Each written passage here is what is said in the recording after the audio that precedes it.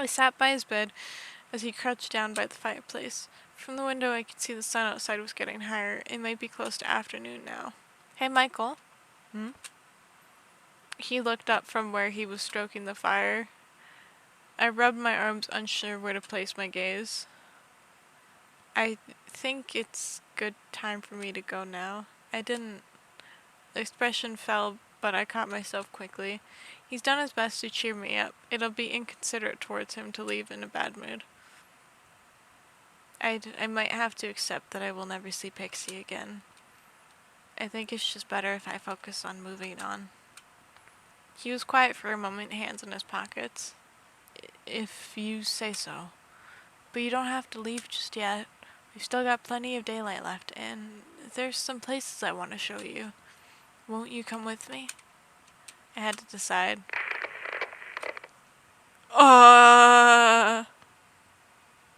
I didn't even get to decide. I didn't like that. "I promise I'll take you home right after." He took another step towards me. "Please, Firefly." I didn't want to say it, but he looked desperate. Okay, I'll go with you." Joanna's face was shining bright as a billboard. "Great! Let me get our stuff." He disappeared into the kitchen, returning with my backpack in one hand and satchel in the other. He passed it to me as he walked towards the front door. I almost forgot I had this. Rifling through my bag, I found cat treats, Pixie's collar, a broken compass, and my phone. The battery was dead though, but that's still one less thing to worry about. I checked through my bag once more, finding an empty water bottle. I frowned instinctively, remembering I forgot to pack water for my trip. Or at least, Michael told me I did. Didn't I? "You ready?" "Oh, I don't like this." I looked up at Michael, startling when I spotted the large crossbow in his hands. He followed my gaze, shrugging a bit, a nervous smile. He'd been caught doing something he shouldn't be. He quickly strapped the weapon to his back and out of sight. "Don't worry, I'm not going to use it unless necessary." "I would hope not." He chuckled at my indignant tone. "You think I'm gonna let you out in the woods without guaranteeing your safety? I made a promise to get you home. Now, this is just an extra precaution." "You don't think it's a bit much?" "Better safe than sorry, Firefly." He did have a point. If anyone knew these woods and the kind of danger it held, it'd be Michael. "I don't like this." I glanced over at him again, noticing he changed his oversized cardigan for something more outdoor appropriate. His eyes tracked mine, his shoulders stiffened as a tint spread across his face. "So, shall we?" He opened the door and waved me out. I stepped outside, glancing around his front yard. The landscape wasn't anything special. It actually left quite plain, just thick with trees and foliage. Only paths of dirt and flattened grass cued me in the routes Michael would use as he comes and goes, webbing in all directions, trailing to the front door. Come to think of it, anyone passing through would be able to spot Michael's house if they just squinted through the trees carefully enough. I guess he was right that nobody has walked through these areas in years. I heard a lock turn before Michael joined me by my side. He smiled wide before tipping his head in a direction, making sure I was behind him, and when he started walking, I was hesitant but followed suit. It was quiet as we traveled, save for the sounds of some nature calling out around us. The weather was bright and warm, the sun casting pretty rays through the gaps in the trees. I had to admit, enjoyable as it was, the bird calls, the rustling the leaves as we walked somehow brought bad memories. Yesterday was miserable. I was lost, tired, and hungry. There was a chance I wasn't going to make it out alive. I watched Michael's back as he led the way, the man barely paying any mind to his surroundings. His ears would occasionally flick back in my direction, but overall he seemed confident on where to go. Having Michael as my guide home was definitely a great assurance. It made me even more grateful he found me when he did. I sighed and shook off the negative feelings, keeping pace while appreciating the fresh air. I stepped up, excuse me, next to my companion, willing my voice to speak after plenty of silence. This is actually kind of nice. A good old nature walk. I coughed into my fist, feeling embarrassed. I don't go outside as often as I should. Michael smiled kindly. I'm glad I got to bring you then. Yeah, it feels different when you know where you're going. Actually, where are we going? He sensed my nervousness and laughed. Don't worry, we're almost there. I looked up and I saw it before he even pointed it out. A clearing in the distance, the trees going strangely sparse in that area. I held my breath as I noticed the grass slowly starting to dot with flowers, delicate blooms swaying here and there in the breeze. As we got closer, Michael watched me as my mouth dropped open, a knowing twinkle in his eyes. It was breathtaking. A secluded little meadow of flowers, lit by beams of light, making the scenery resemble a page from a forgotten fairy tale. Butterflies flitted in pairs, their wings flickering with complementing the surreal yet enchanting ambience of the whole place. But Michael let me gawk some more before walking ahead, turning face to me before sitting down to relax on the grass. He slipped off his satchel and laid it in the grass by his side with his crossbow. I blinked out of my stupor and approached him, spinning around to drink everything in before plopping myself down next to him. So, what do you think? Pretty, isn't it? Uncomfy. I nodded dumbly before finally glancing to face him, the man's gaze on me softly softening as our eyes meet. A butterfly approaches us rapidly, making me flinch on instinct. It landed on his finger as he held it out, his wings flapping gently. It smiled. He smiled at the dainty creature, a fond look in his eyes before he held it out towards me. Do you like butterflies? They're okay. Michael nodded, rotating his finger to watch the creature flutter its wings. I think they're fascinating. They're, metamorphosis? Metamorphosis? He beamed, nodding excitedly. Metamorphosis. My cheeks popped and holding back laugh. Oh my god, what time is it? Why am I so tired? Oh, it's 10 p.m., that's why. Wow.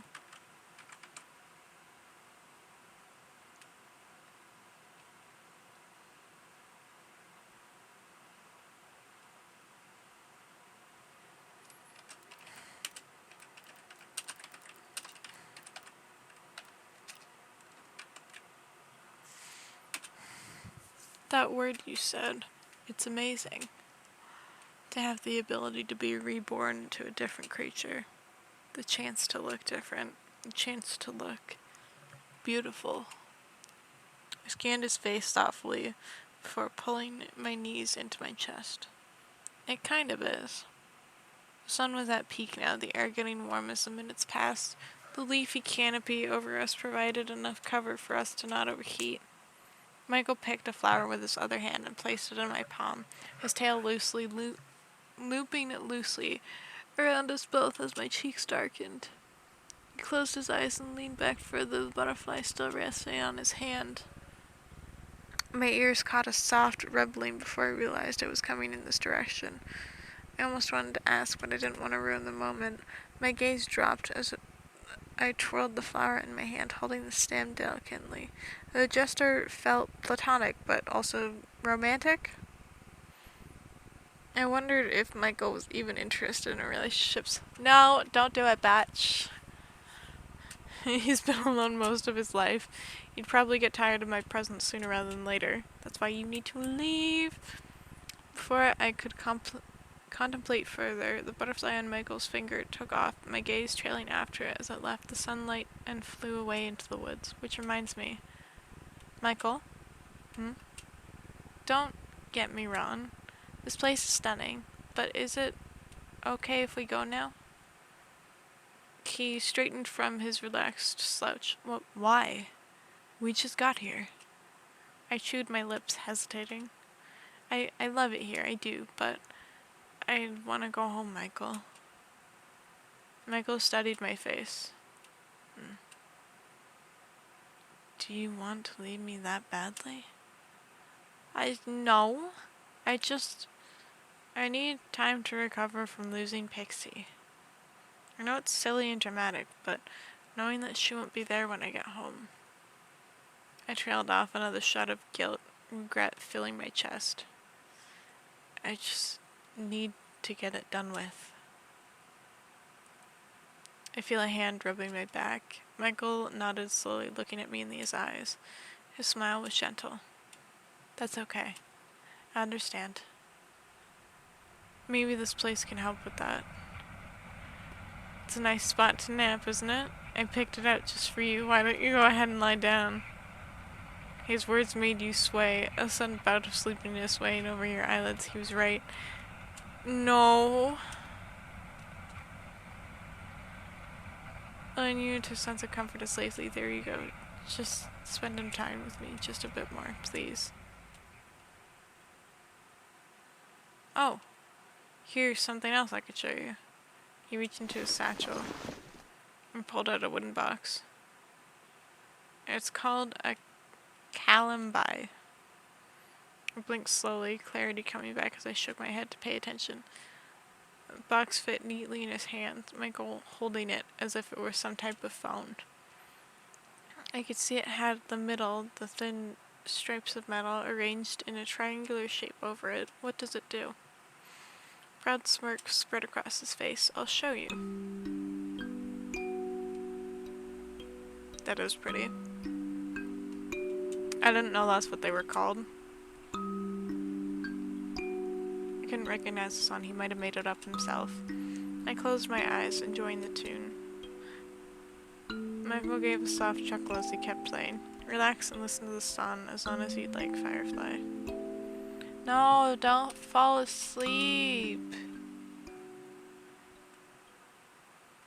A few minutes passed by with Michael plucking away at the instrument.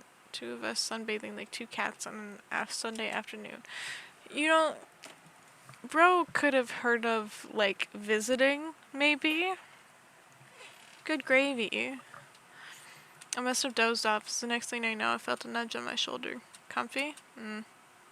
He chuckled low when I refused to open my eyes. I mean, if you'd rather stay.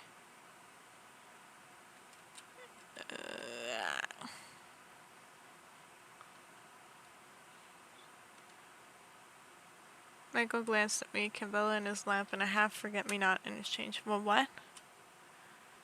I shook my head, slapping at my cheeks. I can't believe I fell asleep. It's alright. He cut me off, so I was heavy. I was hoping... Never mind. He patted my shoulder, though the smile didn't reach his eyes. Thanks for being here with me. Maybe we can do this again sometime. If I ever see you again. Let's get you home. He rolled over to his feet and stood up, brushing off the dirt and fixing his satchel. Come on. We gathered our things and set off into the unknown once more. Well, unknown to me at least.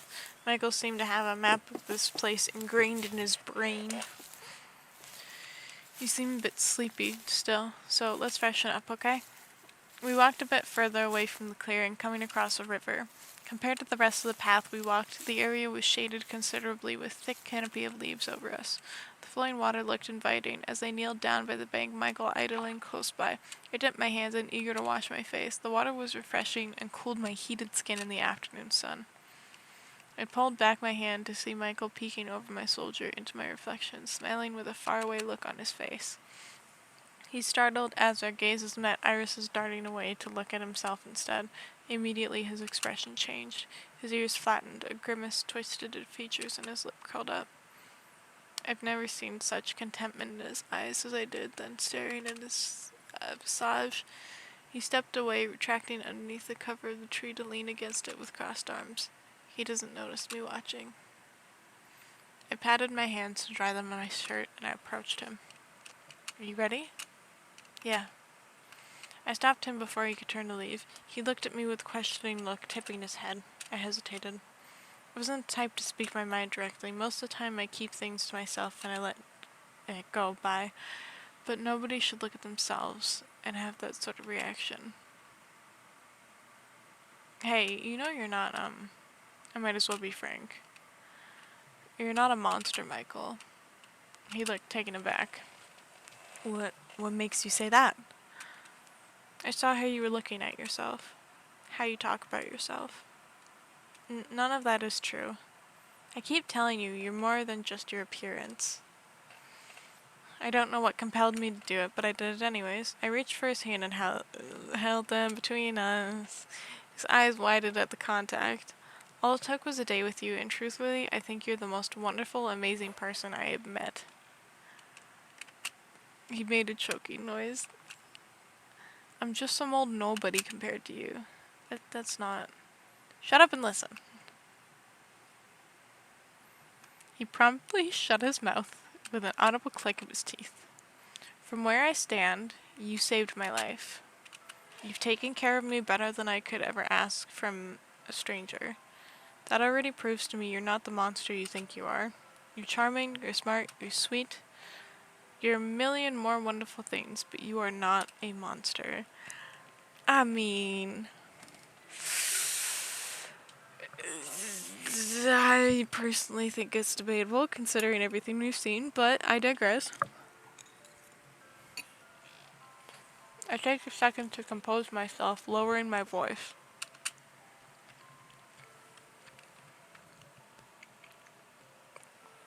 You may look different, Michael, but guess what? His multiple eyes stared in mine, ears flattened as if fearing the worst.